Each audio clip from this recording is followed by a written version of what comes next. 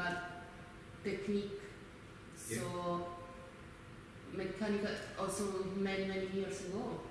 This argument could relate also not only to technology, no, in terms of illuminism, enlightenment, but also as technology.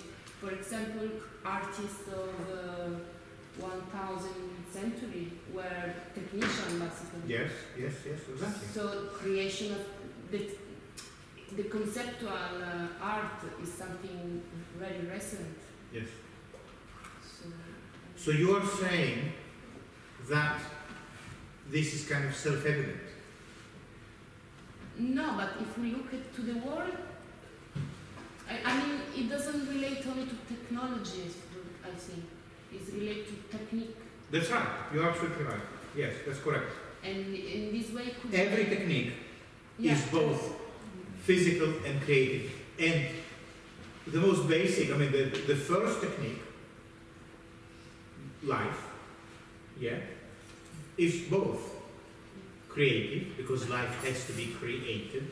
Somehow you have to be born. And it is also a physical process. The creative process is also the physical process. What does it mean, for instance, for an art practice? It means that the process of making the artwork is the artwork. Does it make sense? This is really important. That's why I said, why it looks really obscure and why it talks about the Greeks and why he brings these Greek words.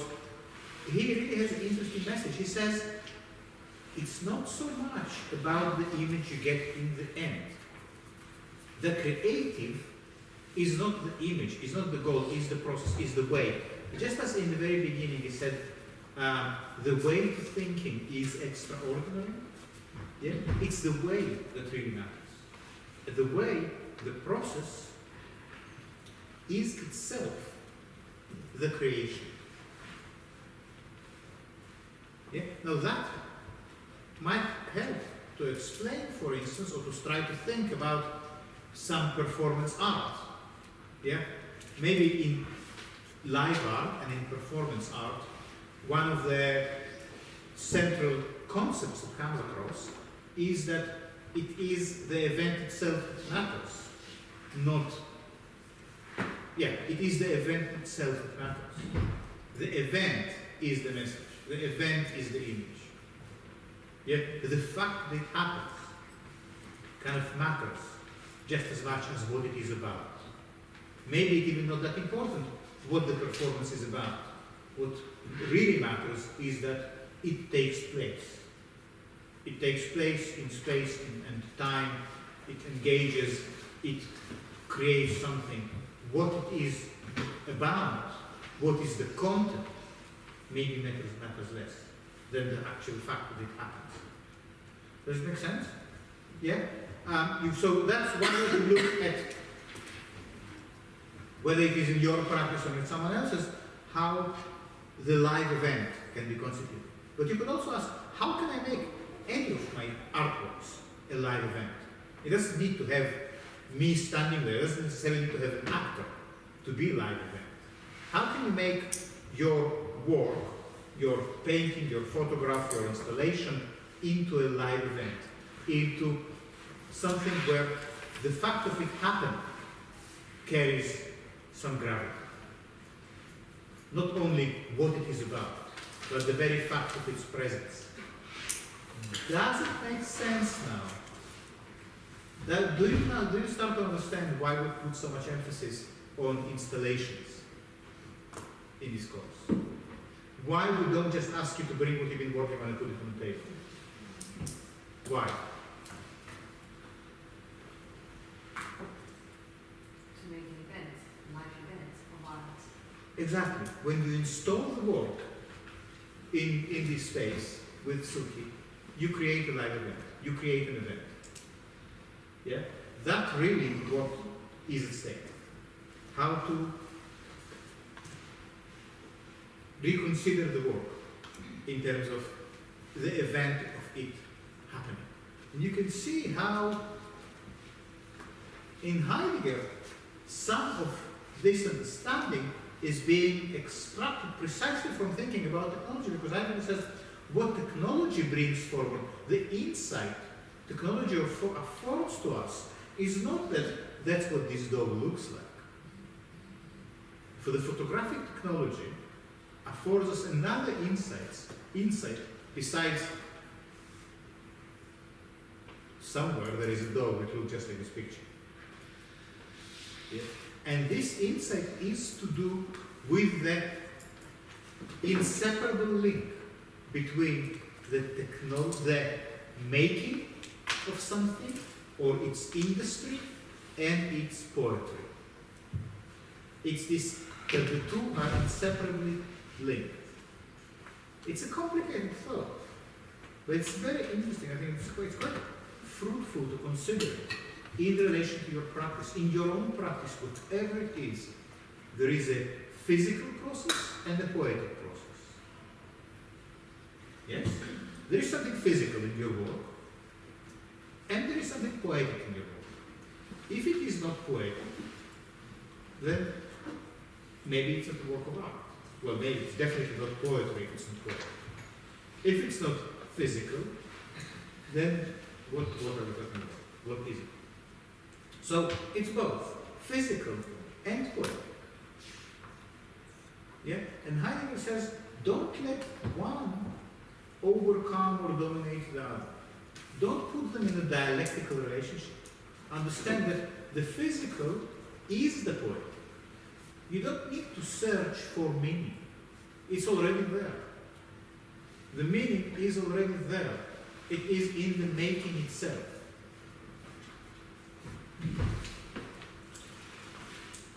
Simona, you seem questioning. So the live event, what you said, how can we bring a live event into our work? I would argue that every work starts with a live event, and then when we come here and install it, I'm yet experiencing my first installation, but looking at the work of other artists here, is what gets lost and what gets found through the installation, because I've experienced works of art where live, there, in the presence, and then through it being documented and installed in a certain way. And certain things, Anke yesterday showed us not our Beckett, certain things become amplified and magnified and seen better, but the feeling and the force of that, the presence of being there and making the work or being in the work gets lost. So I think it's what do we lose at the same time, what do we find by bringing the work into different space? So you are saying this notion of the live event is all the time being lost and found? No, what I'm saying is that when you say how can we bring the live event, I think we bring the live event by making the work. So okay. I remember having a conversation with you or discussion in the interview when I was showing you some of my work, and you said, why is it not an installation? I said it was an installation, but I can't. I see. So I think anyone whether it's photographing, whether it's drawing, there's a live event happening somewhere. Okay, well, perfect. It's good, yeah. And then we might ask, how can we actually bring it with us? How can we make this live event a movable feast? You know, well, it might not fit in the portfolio, but then what we do? It might not fit in the photograph, then what we do? But Heidegger really puts a challenge forward to us to think about our practice as a live event. An event of what? An event of disclosure, of bringing forth. What is being brought forth? What is being disclosed in the live event? What is being disclosed is the event itself as the poetic. Yes? You mentioned that when you take a picture of that dog, it's not taking a picture of the dog, it's taking a picture of something that looks like the dog. So how about if you take a picture of that picture and you make the picture full frame, what's the difference that makes? very good, because isn't that exactly what Thomas Demand is doing? He making a picture, well, from his paper, he makes a picture of the photocopier room, and then he photographs it. Is that's what you have in mind? Yeah? Yeah. And as Emma Bennett observes, in a sense, in this image, or in his approach to practice, Thomas Demand found a way to do exactly what we are talking about here, to install his work as an event. We can never settle on his picture as a depiction of some fixed reality, because there is no reality behind the picture. There is another fabricated image. Yeah? So there is never a point at which the image kind of stops in the certainty of representing something real. Yeah? This photograph is a real representation of some pieces of paper glued together. Yeah? That appears as a representation of a real photocopier room. But, yes? I'm sorry, does he use real light, or is it also part of the Good question. I don't know. Can you say the name of the artist one more time? Sorry? Can you tell the name of the artist one more time? Thomas Demand. So, just to retract the steps again, through Heidegger says the role of the artwork is to reveal something.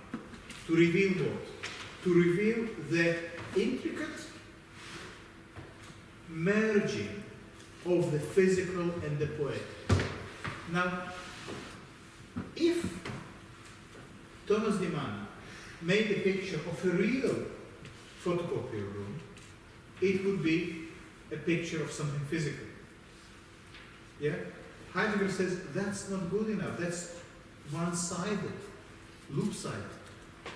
Therefore, Demand gives us a picture of something poetic, but it's also physical. It's physical because it's made of paper, but it's also poetic because it's made by the artist. Yeah? And in this image, you can never separate the pieces of paper from the poetic effect they create. It's completely merged.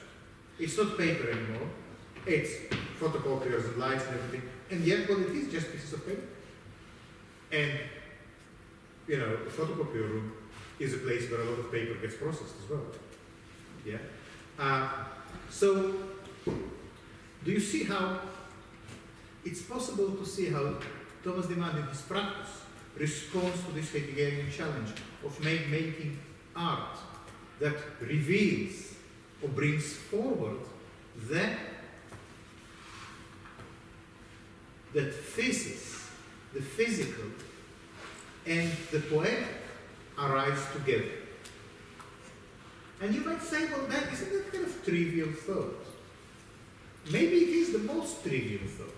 Maybe it is so obvious that the question is, if it's so obvious, why we always forget it? Why we always so automatically look at the picture and say, oh, that's a dog. But it's not a dog. It's a representation. It's made mechanically. It's produced, it's reproduced. Maybe there are 20,000 identical copies, each one, of course, different from the next. Yeah? But we forget of that and just go to the dog that once was somewhere here. Where is the dog? So is that us forgetting the physicists?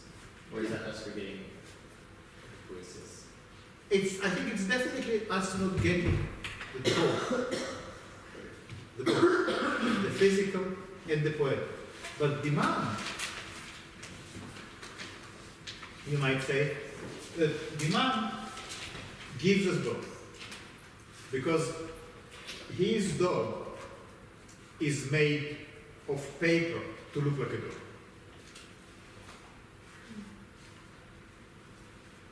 Okay? Can you make a dog?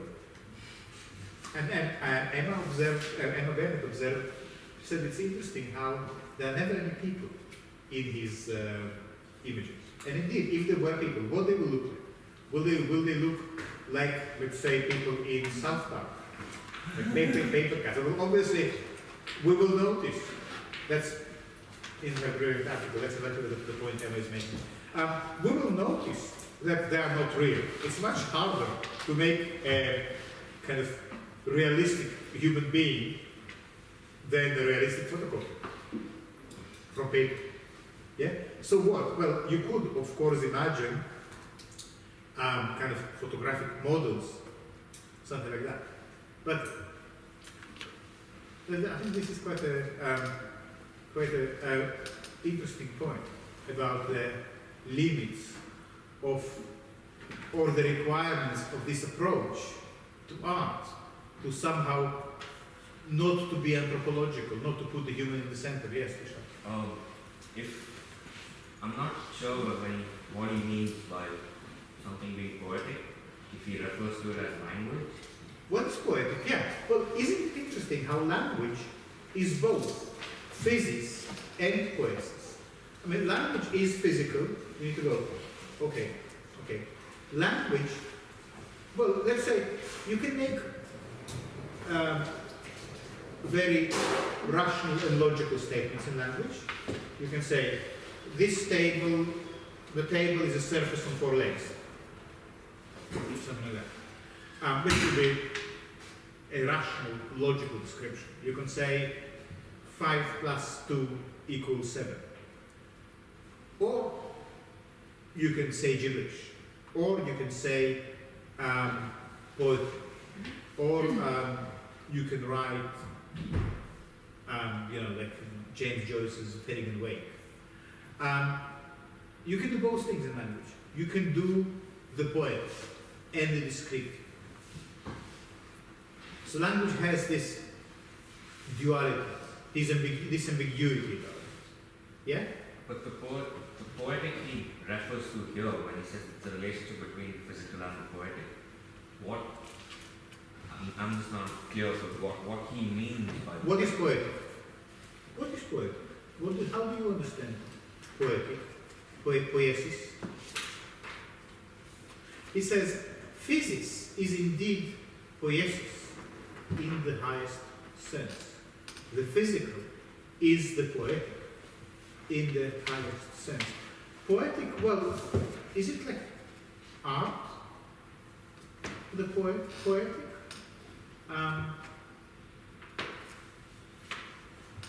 Let's have a look at this. I highlighted as particularly interesting.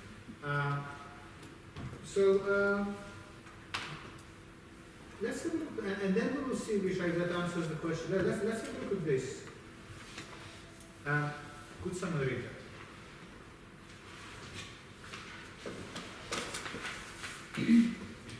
Yeah. The modes of occasioning the 4 causes are at place, then within bringing forth. Through bringing forth the growing things of nature, as well as whatever is completed through the crafts and the arts, come at any given time to their appearance. Okay, so does it help to understand what is the poiesis? Because here he doesn't use the Greek words, but he says that the growing things of nature, what are the growing things of nature? Is it what? What is it? Is it physis or poiesis? Physis, yeah, that's the physical world. The physical world is growing, yeah? If you observe the natural world, so to speak, trees are growing, flowers are blossoming, yeah? There is this continuous growth in the natural world. We grow, yeah? So there is growth in the natural world. But Heidegger says that similar thing is happening in the arts and crafts. This is the poiesis. This is whatever is made by human hands. Yeah? These two things, for Heidegger, are coming together, one second, and they reveal something to us.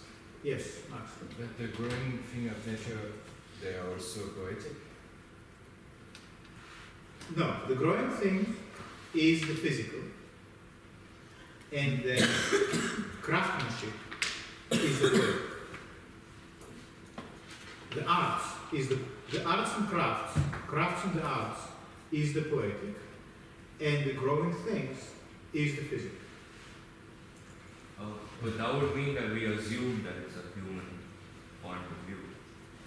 Because if we do go back a bit, where he says technology is Nothing technological. yeah, it's nothing technological, but it's animals have technology in their own way. Like a beaver builds a dam, ants build their hills. They have their own technology. It's just not we don't comprehend that technology. So if we say that nature growing is not poetic, then it's a purely human notion of it. Yeah, I think that's a good point. You're saying what happens in the physical world, there are also technological processes. There are also technical processes. Well, that's exactly the point. Heidegger says these two aspects, the physical and the poetic, taken together constitute technology. Yeah? And in what sense they constitute technology? In the sense that they reveal something that is otherwise concealed. So when we, in a sense, he says, if you look at a tree growing, something will be revealed to you. Something is revealed in this growth. It is otherwise concealed. If you see a cabinet maker making a table, something is revealed to you, it is otherwise concealed. So he kind of says, if you observe the cabinet maker making a table, you will understand something that you will not understand from just looking at the table. The table is there to support your plate when you eat dinner, to support your books when you do study. The table is there for you to perform a function. But when you observe a worker, or a cabinet maker, a furniture maker, making the table, you understand something not only about the purpose of the table, but also about the process that makes it happen. And Heidegger says it's the process that is hidden when you look at the table as it is.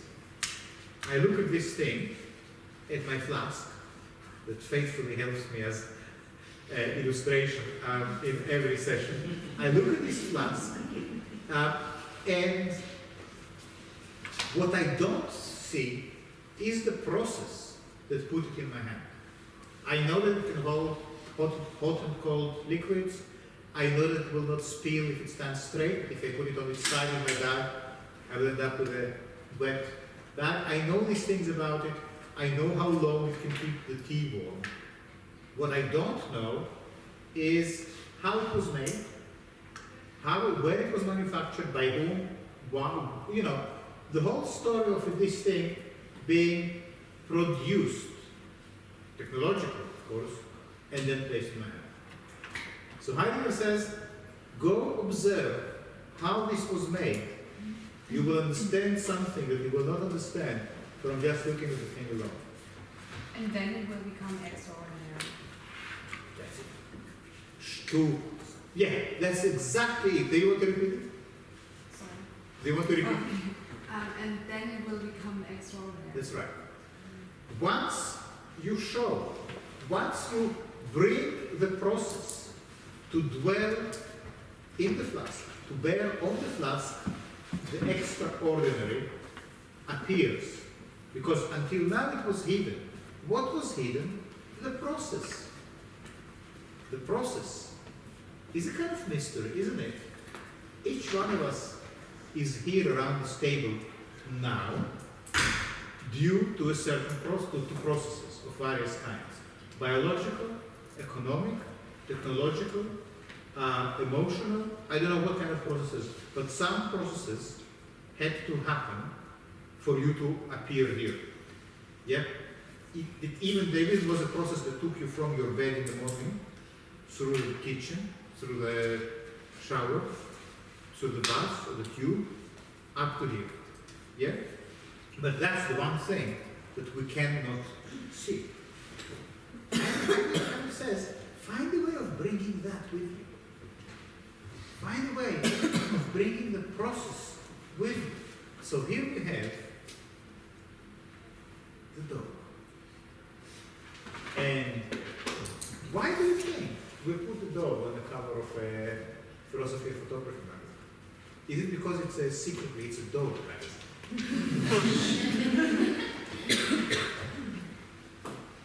But maybe it is. Maybe secretly it's a cat magazine. But why do you think? What? Any thoughts about this?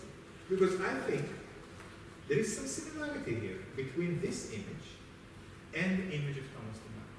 Thomas de Man is showing us a fabricated reality. Yeah? And I think this image is also showing us a fabricated reality, but in a different way. It's using a completely different strategy. The dog here is not made of paper, and yet there is something in the way it is framed and composed that is kind of weird. It's just strange. Is it? Or not? You could say that about any image, though. Like if it's- Maybe. Maybe only more, but maybe you need to see it. You need to see it first in order to be able to say it. The question is, do you see it?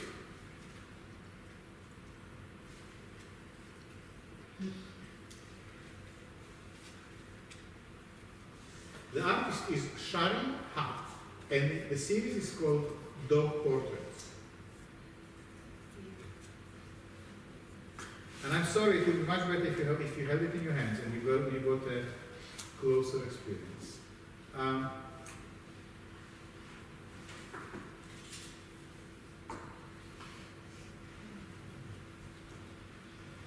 So is it ordinary or extraordinary? Why? Well, it depends how you're looking. How you look at it. Good. Because I feel like what you just said, that I can make work, but I find it very difficult to talk about it, so therefore, when I make work, I make from a particular sense, but I'm blind, I'm not able to see it in order to talk about it. So for me, this is ordinary, so therefore, Therefore extraordinary. I'm not seeing it yet. Uh-huh. Yes. You know when we always talk about like representation and this is a representation and it's not the essence of something. But can we use his own theory about the empty cup? When scientists says it is not an empty cup, it's actually full of air. Yeah. But he said the authentic way is that when thirsty people look at the cup, it's an empty cup. So for us, when we look at the picture, actually it's a dog. Isn't this, in his way, the authentic way to look at the picture? It is a dog. Of course it is a dog. It's not an airplane. It is a dog. But there is something else there as well. Maybe. Isn't there something slightly strange in the way the dog looking back at you, for instance? Because normally, very often, pictures of dogs will be taken from a kind of elevated position, because normally we are taller than dogs. We'll be looking down at them. Here, the dog seems to be posing for a portrait. That is already quite strange. Yeah? Not only posing for a portrait, but also framed very much like a mugshot, as if it's like for a picture for a dog passport. Yeah? There is something, there are such things as pet passports, by the way. If you want to take your pet outside of the EU, you need to apply for one, and you need to produce a picture of your pet. So there is something very intentional in the way this is composed and organized. And this intentionality reminds us that there is something there besides the dog. The way the dog is framed and composed and presented and somehow sculpted within this image is bringing to mind a process. Yeah?